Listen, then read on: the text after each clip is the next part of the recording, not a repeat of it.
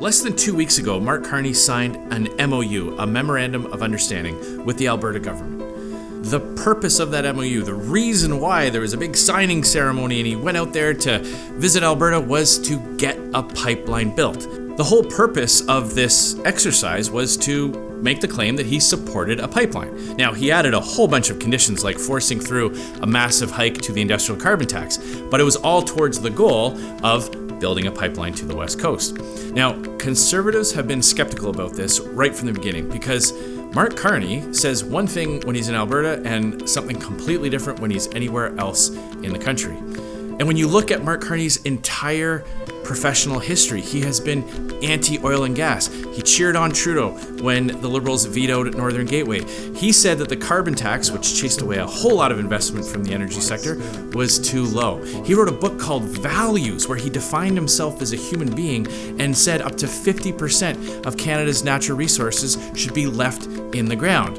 And then he said it on TV. It's half of gas, 3/4 of coal, etc. Maybe up as much as half of oil reserves, proven reserves, need to stay in the ground if we're going to get to where we are. Are these the actions of a man who supports pipelines?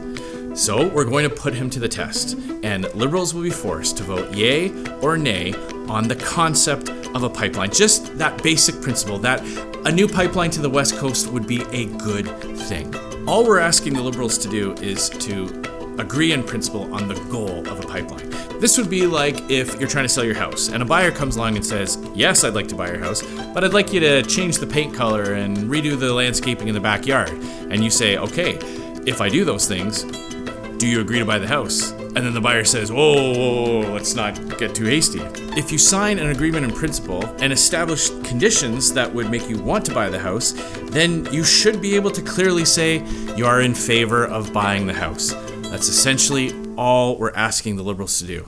Every other political party has clearly stated their position. The NDP and Bloc, they don't want a pipeline. Conservatives absolutely do want to sell more of Canadian oil and gas around the world. We want this pipeline built.